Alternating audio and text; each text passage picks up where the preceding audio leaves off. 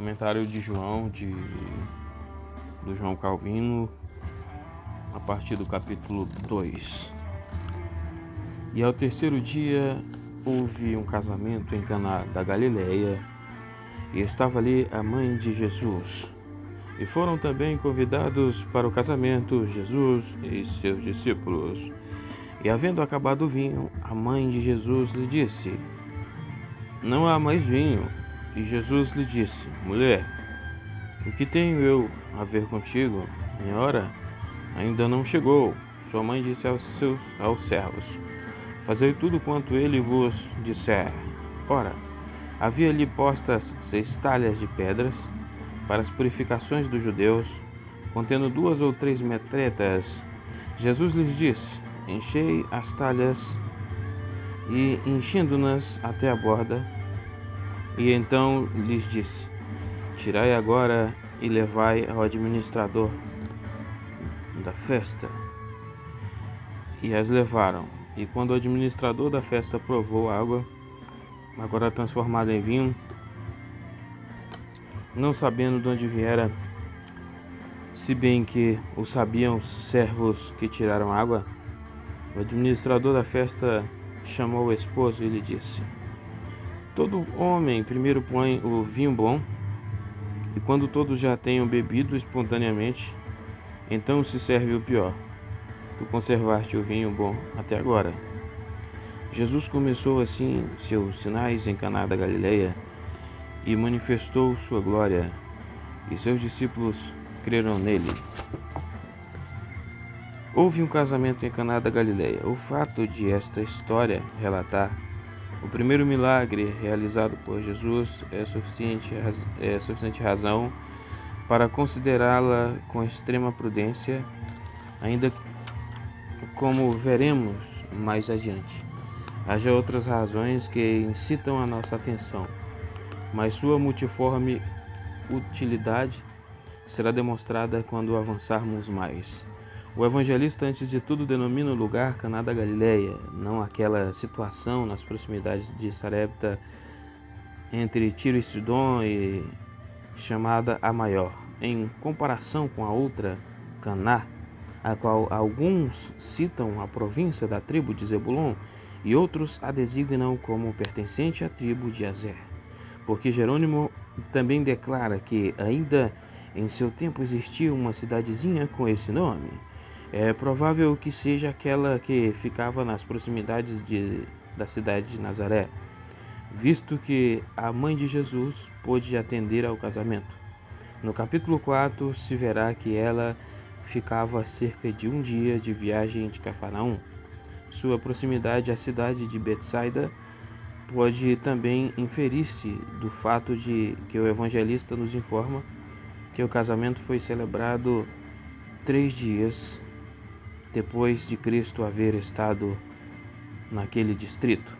É possível que houvesse também uma terceira Caná, não muito longe de Jerusalém, ainda que fora da Galileia. Contudo, deixo essa questão em aberto, portanto não tenho como saber. E a mãe de Jesus estava ali. É bem provável que fosse algum parente de Cristo que se casava, porque este é mencionado como tendo acompanhado sua mãe. À luz do fato de que os discípulos foram também convidados, podemos deduzir quão simples e modesto era seu modo de viver, já que vivia em comum com eles.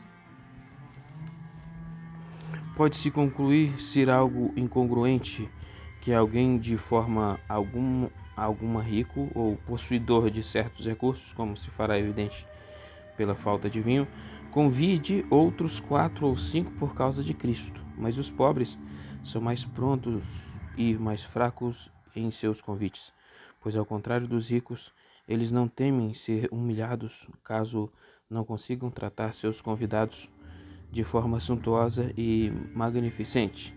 O pobre é quem conserva o antiquado consumo da mútua hospitalidade. Além disso, pode parecer descortês que o noivo deixasse seus convivas sem vinho em meio ao jantar, porquanto não passa de irresponsável aquele que não provê sua festa de quantidade suficiente de vinho? Respondo que o que é relatado aqui às vezes sucede, especialmente quando o vinho é de uso diário. Além disso, o contexto revela que o vinho começou.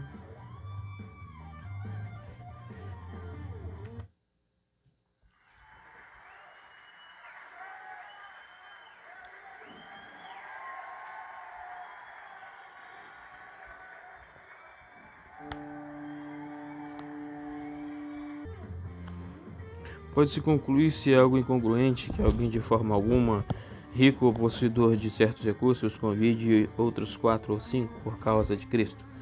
Mas os pobres são mais prontos e mais francos em seus convites, pois, ao contrário dos ricos, eles não temem ser humilhados, caso não consigam tratar seus convidados de forma suntuosa e magnificente.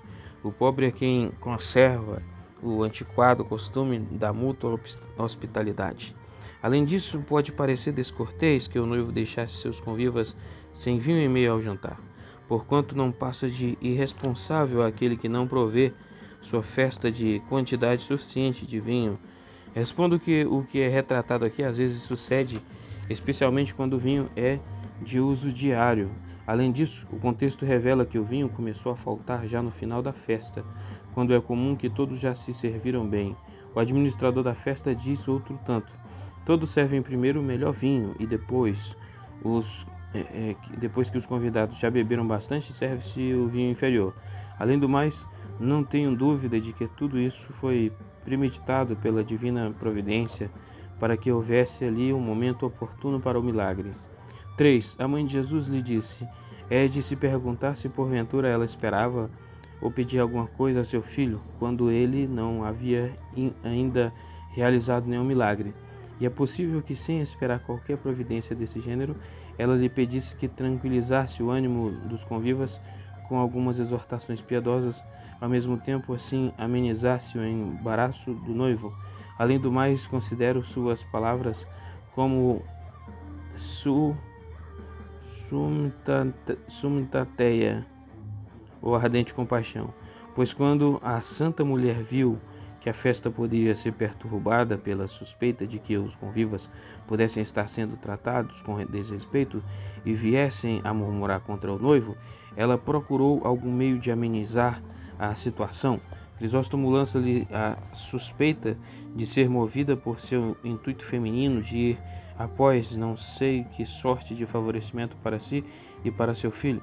Tal conjectura é destituída do apoio de qualquer argumento, porque, pois Cristo a repete com tanta repele com tanta severidade, minha resposta é que, embora ela não fosse motivada por nenhuma ambição, nem por outra qualquer afeição carnal, todavia pecou em ir além de seus próprios limites.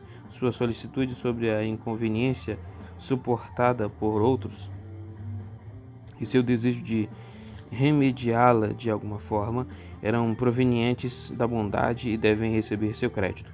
Não obstante, ao promover-se, ela poderia ter obscurecido a glória de Cristo.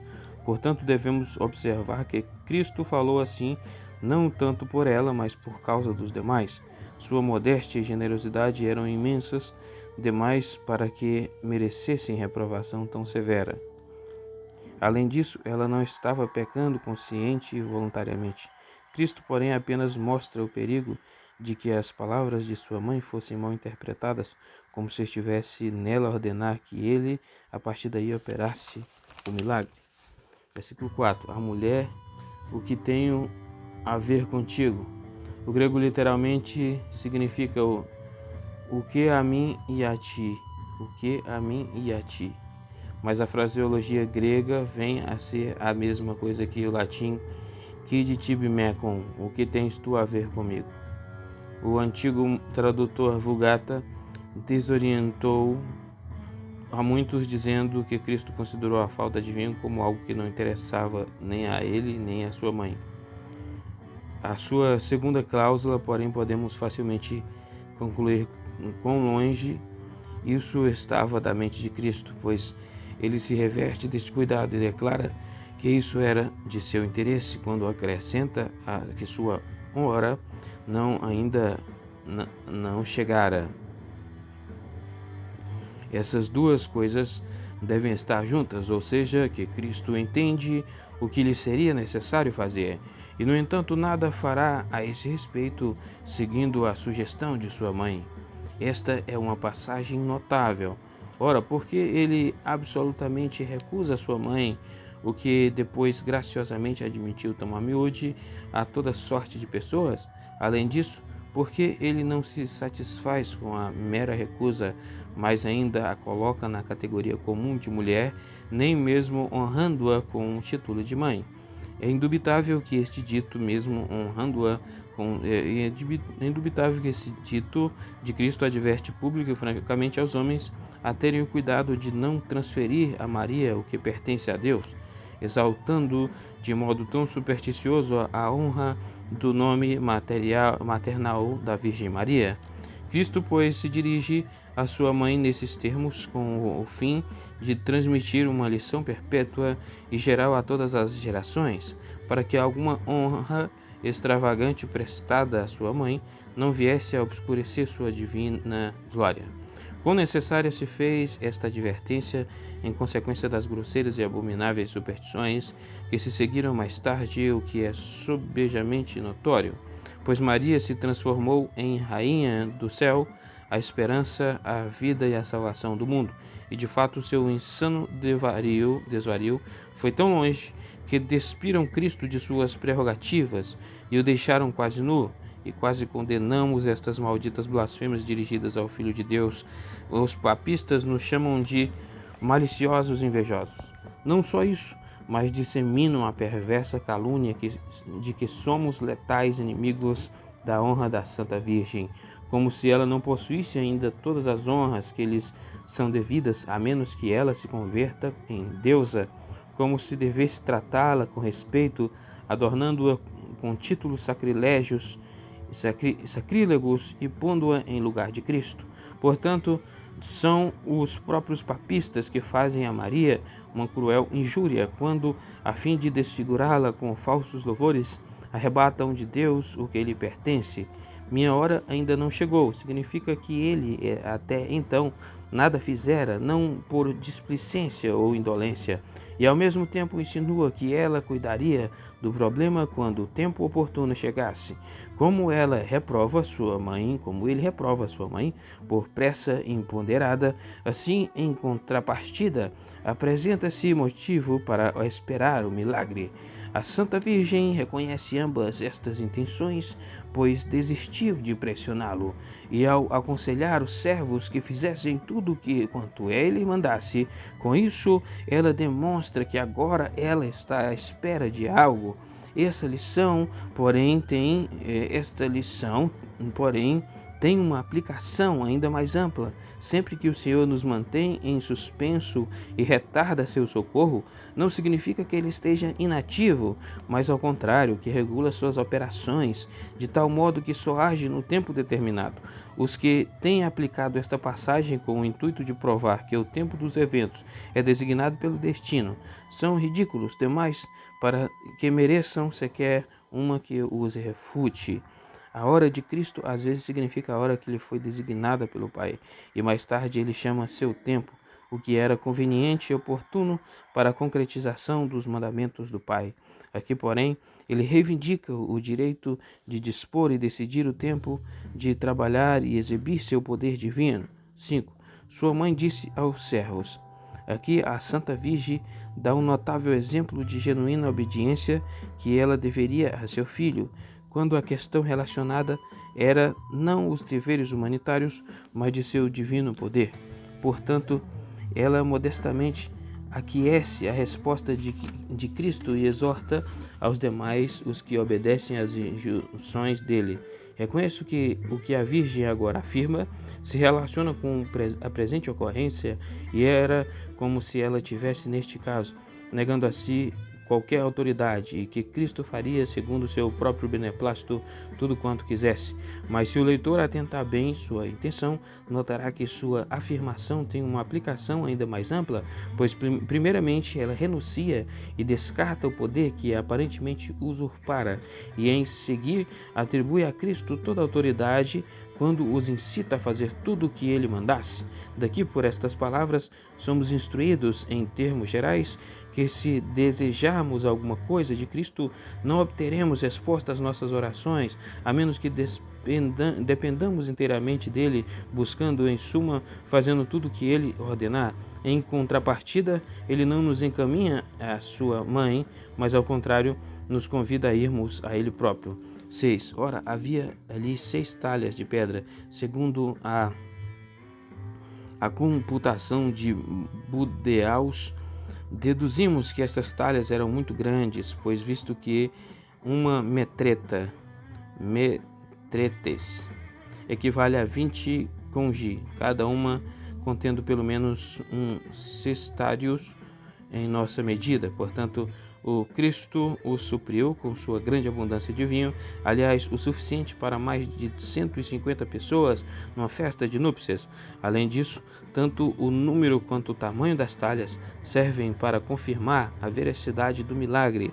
Se tivessem retido apenas 2 ou 3 cogi, muitos poderiam ter levantado suspeitas se porventura aquele vinho não fora trazido de algum outro lugar. Se a água transformada em vinho estivesse em apenas um vaso, a autenticidade do milagre não teria sido tão evidente e indisputável. Portanto, não é sem uma razão plausível que o evangelista mencione seu número e seu conteúdo. A presença de vasos são numerosos e tão grandes postos ali, procedia da superstição. Havia recebido da lei de Deus a cerimônia da lavagem.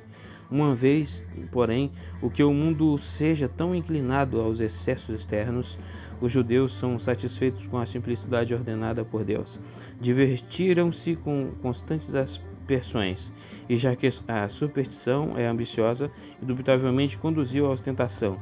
Da mesma forma, vemos no papado de hoje que tudo quanto se diz pertencer ao culto divino é exposto por mero ambicionismo. Houve, pois, um duplo erro sem qualquer mandamento da parte de Deus. Se envolveram precipitadamente numa desnecessária cerimônia de seu próprio invento. Da mesma forma, o pretexto da religião, a ambição comandou essa pompa. Certos escandalosos dentro do papado tiveram a assombrosa e perversa ousadia de fazer a exibição de algumas talhas como sendo aquelas mesmas talhas que Cristo realizou este milagre em Caná. Mas, em primeiro lugar, são pequenas demais, bem como desiguais em tamanho. Até hoje, quando a luz do Evangelho se encontra tão claramente ao nosso redor, não se envergonham de praticar essas artimanhas, as quais certamente não é enganar com encantamentos, mas ousadamente zombar dos homens como se fossem cegos, e o mundo que não percebe zombaria tão grosseira é evidentemente enfeitiçado por Satanás. 7. Encher as talhas com água. É possível que tal ordem tenha parecido absurda aos servos, pois já tinham água mais que suficiente. Mas é esse o modo como o Senhor costuma agir em relação a nós, a fim de que um resultado inesperado faça seu poder resplandecer de forma ainda mais extraordinária. Esse detalhe é introduzido para enfatizar a natureza do milagre, pois quando os servos tiram vinho dos vasos que tinha enchido com água, não era possível restar qualquer suspeita. Número 8. Levai ao administrador da festa. Pela mesma razão de antes, Cristo queria que o vinho fosse provado pelo administrador da festa, antes que ele mesmo ou algum outro dos convivas dele bebessem, à luz do modo tranquilo como os servos obedeceram em tudo, podemos perceber sua extraordinária autoridade e reputação. O homem a quem o evangelista chama de administrador da festa superintendia a preparação da festa e o arranjo das mesas. Não que a festa fosse muito grande e cheia de pompas, mas porque os casamentos pobres tomavam por empréstimos os títulos extravagantes de grandeza e esplendor dos ricos. No entanto, surpreende que Cristo, como um mestre de sobriedade, suprisse a festa com uma grande quantidade de vinho e do melhor. Respondo que quando Deus nos provê diariamente com abundância de vinho, cometemos um sério erro se permitimos que sua benevolência se nos converta em incitamento para a luxúria, mas será uma indubitável prova de nossa temperança se formos simples e moderados em meio à abundância, justamente como Paulo se regozija por ter aprendido a viver bem tanto na fartura quanto na escassez. Filipenses 4:11. Jesus começou assim seus sinais. Significa que esse foi o primeiro milagre efetuado por Cristo, pois ainda que a proclamação angelical dizendo aos pastores que ele nascia em Belém, a estrela aparecendo aos magos e o Espírito Santo descendo sobre ele numa semelhança de pomba, fazendo todos os milagres, todavia, estritamente falando, não foram realizados por ele mesmo. É aqui que ele aparece como o próprio protagonista dos milagres, pois é uma ridícula e absurda interpretação aquela que alguns apresentam, dizendo que este é assinalado como sendo o primeiro dentre os milagres que Cristo efetuou em Caná da Galileia, como se ele escolhesse um lugar para manifestar seu poder, onde lemos que ele só foi 2 vezes. O propósito do evangelista era antes observar a ordem de tempo que Cristo seguiu no exercício de seu poder, pois até a idade de 30 anos ele ficou em casa como uma pessoa comum. Seu batismo foi uma admissão ao exercício de seus deveres. Só então ele começou a aparecer em público e a mostrar-se abertamente através de claras provas a que propósito fora ele enviado pelo Pai. Portanto, não carece que nos admiremos se ele adiou a primeira prova, se sua divindade até este momento. O matrimônio é grandemente glorificado, não só pelo fato de Cristo ter honrado uma festa de núpcias com sua presença, mas também por tê-lo adornado com o seu primeiro milagre. Existem certos cânones antigos em que os clérigos são proibidos de atender às cerimônias nupciais. A razão para tal proibição consistia em que, sendo eles espectadores da habitual licenciosidade, talvez sua presença viesse a ser interpretada como aprovação, mas teria sido muito melhor que eles tivessem assumido aquela postura séria que costuma coibir a devassidão a que os homens descarados e dissolutos se entregam quando não há ninguém observando-os. Ao contrário disso, que o exemplo de Cristo seja nossa diretriz. Não suponhamos que haja algo melhor a fazer-se além daquilo que ele pessoalmente fazia e manifestou sua glória. Ele propiciou esta notável e gloriosa evidência diante do fato de que estabelecia, ou seja, que ele era o Filho de Deus, pois todos os milagres que ele exibiu aos olhos do mundo eram outros tantos testemunhos de seu divino poder, e agora chegara ao tempo oportuno de manifestar sua glória, quando, sob o comando do Pai, ele queria ser conhecido. Além do mais, deste fato descobrimos o propósito dos milagres, pois a expressão equivale a uma declaração de que Cristo realizara este milagre com o intuito de revelar a sua glória. Em contrapartida, o que diríamos daqueles milagres que obscurecem a glória de Cristo? E seus discípulos creram nele? Se eram discípulos, então deveriam já possuir algum matiz de fé, considerando, porém, que até aqui o haviam seguido com uma fé incerta e nebulosa, agora começavam a dedicar-se a ele, reconhecendo que devia ser o Messias, como já lhes fora proclamado. Cristo, porém, é muito bondoso em aceitar como seus discípulos aqueles cuja fé era ainda débil. Aliás, esta doutrina tem uma aplicação universal, pois toda fé adulta teve outrora seu pedido de infância. Nem ela é tão perfeita em alguém que não haja mais qualquer necessidade de progresso. Portanto, aqueles que já eram crentes passam a crer ainda mais enquanto fazem progresso diariamente rumo ao alvo. E assim, aqueles que já alcançaram os primórdios da fé, que então se esforcem continuamente para obter progresso. Aqui também se revela o fruto dos milagres, que eles devem relacionar-se à confirmação e progresso da fé. Quem quer que os torça para algum outro propósito, corrompe e avilta todo o seu uso, precisamente como vemos os papistas vangloriando-se de seus milagres fictícios, com nenhum outro propósito senão o de encobrir a fé e desviar as mentes dos homens de Cristo para as criaturas. 2, do 12 ao 17. Depois disso, desceu a Cafarnaum, ele, sua mãe, seus irmãos e seus discípulos, e ficaram ali não muitos dias, e a Páscoa dos judeus estava próxima, e Jesus subiu a Jerusalém e encontrou no templo, no templo, os que vendiam bois e ovelhas e pombas, bem como os cambistas assentados. E tendo feito um azorrague de cordas, os expulsou a todos do templo, com as ovelhas e bois, e espalhou o dinheiro dos cambistas e derrubou suas mesas. E aos que vendiam pombos ele disse: Tirai daqui essas coisas, não façais da casa do meu pai casa de comércio. E seus discípulos lembraram-se do que fora escrito: O zelo de sua casa me tem consumido. Versículo 12. Depois disso, desceu a Cafarnaum. O evangelista transita uma história completamente nova. Ele decidiu coletar umas poucas coisas dignas de lembrança,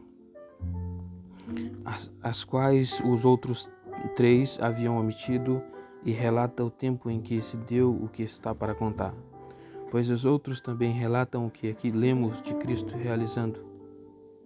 Mas a diferença de tempo mostra que foi um evento semelhante, porém não o mesmo. Cristo, pois, por 2 vezes purificou o templo dos sórdidos e mundanos negócios financeiros. A primeira vez no limiar de sua missão e a outra vez quando estava para partir do mundo para seu Pai. Para termos uma visão geral da passagem, é preciso que examinemos os detalhes em sua ordem. Havia uma razão plausível para que bois, ovelhas e pombos fossem oferecidos à venda no templo e para que os cambistas estivessem assentados ali, pois podiam alegar que suas transações não eram absolutamente seculares, senão que, ao contrário, estavam conectadas com o sacro culto divino, a fim de que qualquer um tivesse como obter facilmente alguma coisa para apresentar ao Senhor. E com certeza tornava-se muito conveniente que as pessoas religiosas encontrassem as várias oblações no local próprio e assim fossem poupadas da fadiga de procurá-las. Portanto, causa estranha que Cristo se mostrasse tão irado, mas é oportuno que se observem 2 razões. Os sacerdotes abusavam deste comércio em prol de seu próprio lucro e satisfação de sua avareza, e era intolerável que Deus fosse escarnecido.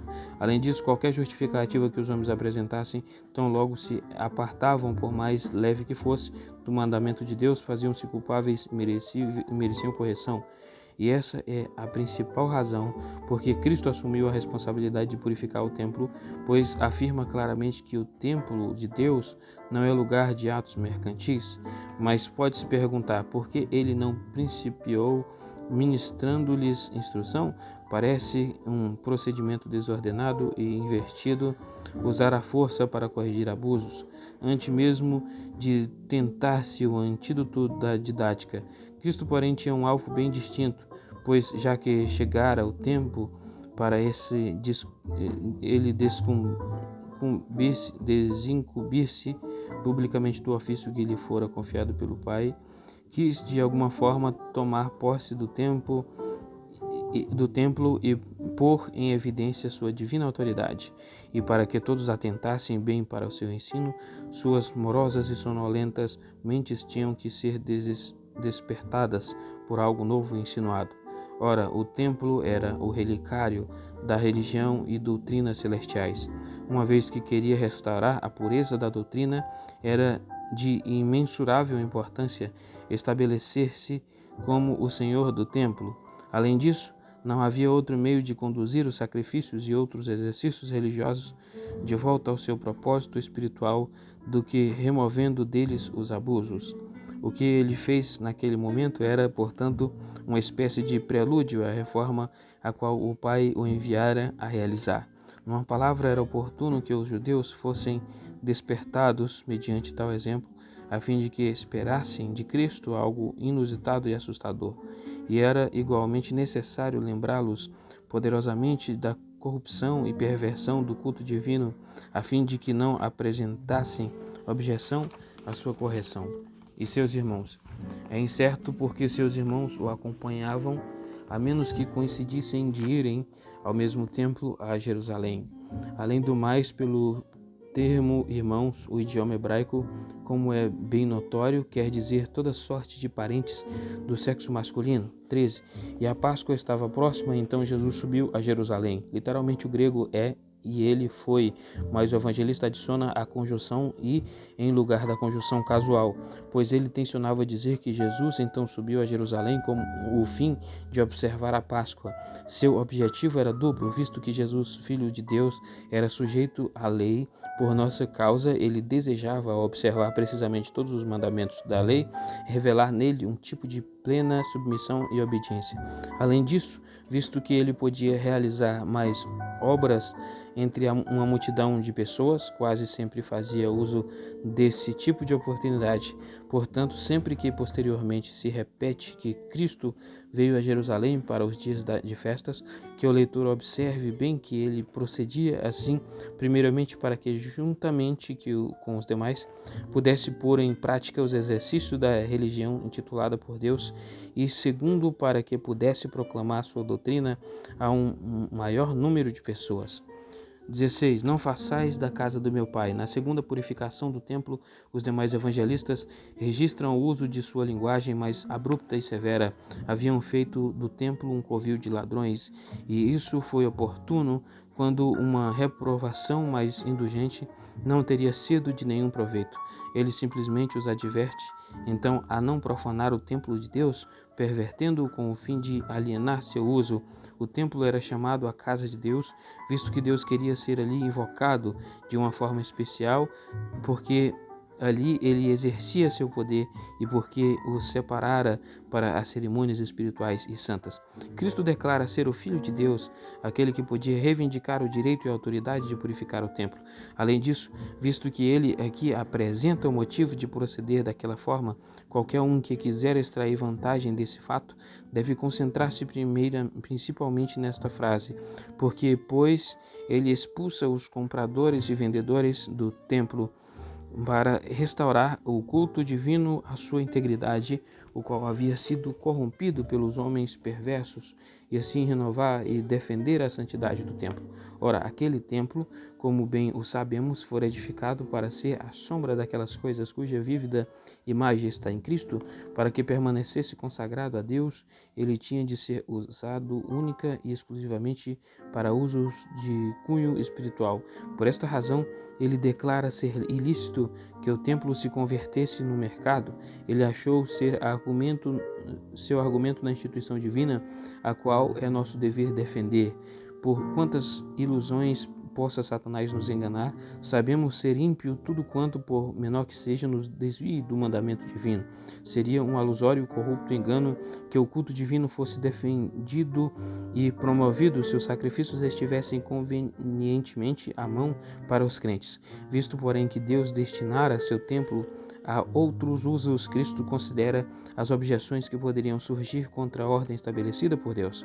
Os mesmos argumentos não aplicam na atualidade aos nossos edifícios para o culto público, mas ao que foi dito do antigo templo se aplica justa e apropriadamente à igreja, a qual é o santuário celestial de Deus na terra, razão pela qual a majestade de Deus que habita a igreja deve estar continuamente diante de nossos olhos, para que ela não seja maculada por qualquer impureza. Sua santidade, porém, só permanecerá íntegra se não lhe for admitido nada que seja estranho à palavra de Deus.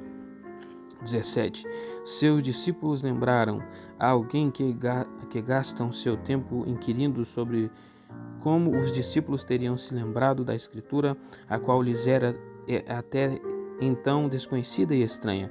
Não devemos imaginar que esta passagem da Escritura ocorreu à sua lembrança imediatamente, e sim que mais tarde, quando instruídos por Deus, consideraram entre si o que significaria esta ação de Cristo. Esta passagem da Escritura ocorreu-lhe sob a direção do Espírito Santo.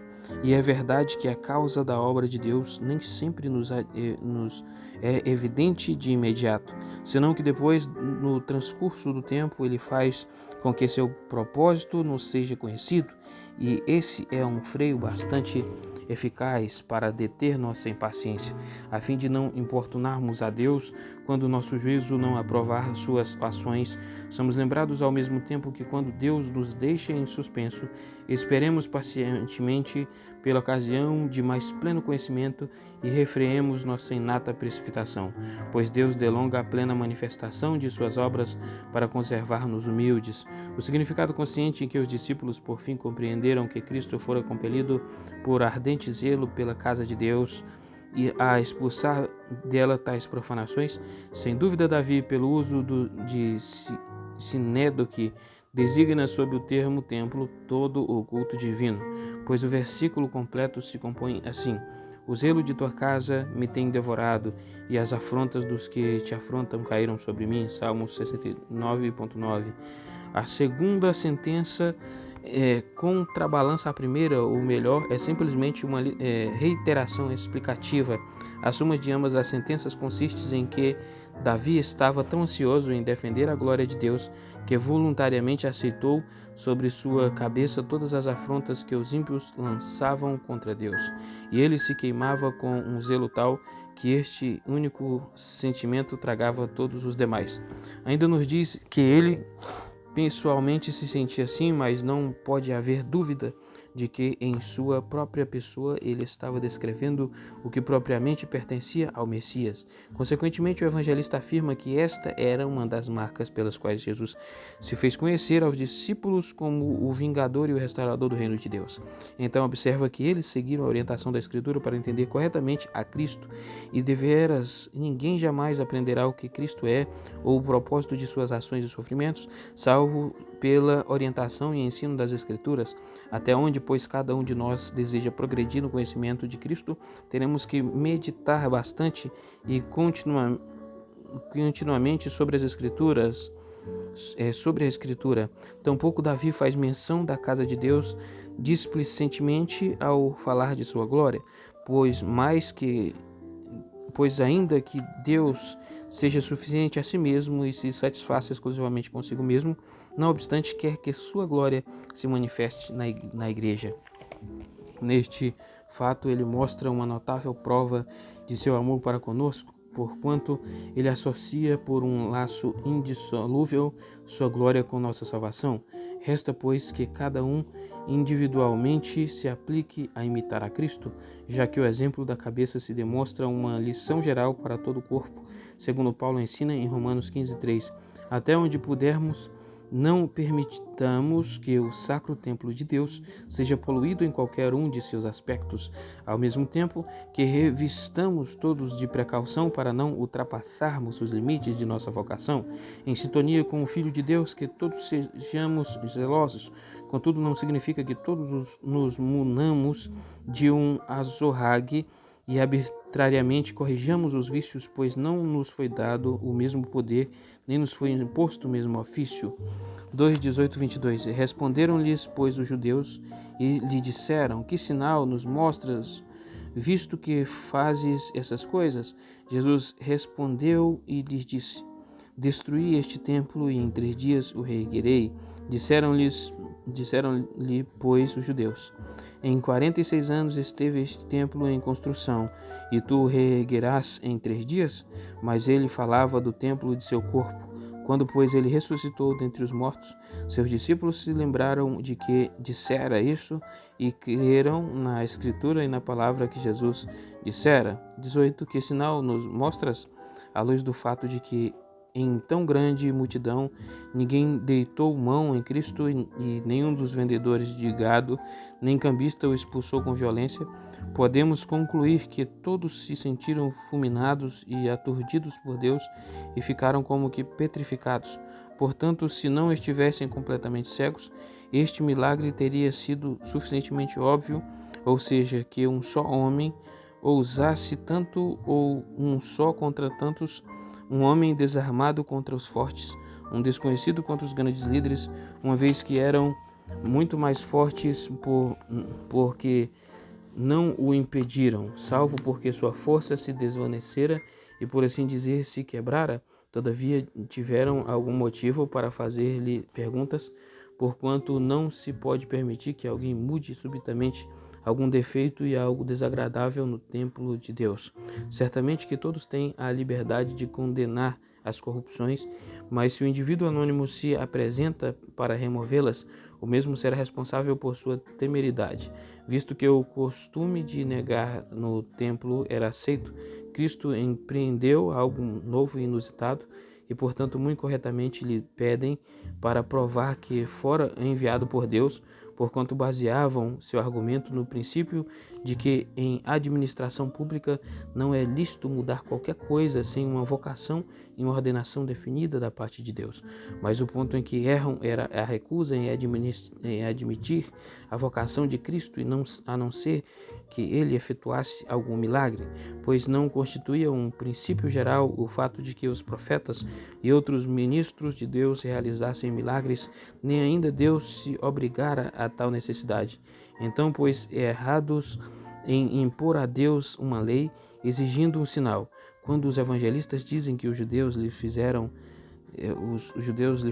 uma pergunta, indubitavelmente querem dizer à multidão que ali estava, ou seja, toda a corporação da igreja, como se estivessem dizendo que não foi pela palavra de um deles, mas de todo o povo. 19. Destruir este templo. Aqui temos uma expressão alegórica. Cristo deliberadamente se expressou de forma um tanto obscura em virtude de considerá-los indignos de uma réplica direta, precisamente como em outra parte declara que lhes falava por parábolas porque não podiam compreender os mistérios do reino de Deus. Mateus 13:13.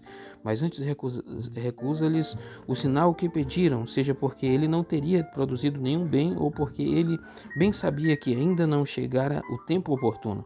Ocasionalmente, ele fazia algumas concessões, mesmo diante de seus pedidos injustificados, portanto, deveria haver alguma forte razão porque ele o recusava agora, mas no caso de lançar em mão disto como uma justificativa pessoal, ele declara que seu poder seria provado e confirmado através de um sinal inusitado, porquanto nenhuma prova mais convincente do divino poder em Cristo poderia ser mais desejável do que sua ressurreição dentre os mortos. Mas ele o insinua de forma figurativa, visto que não considera dignos de uma promessa explícita.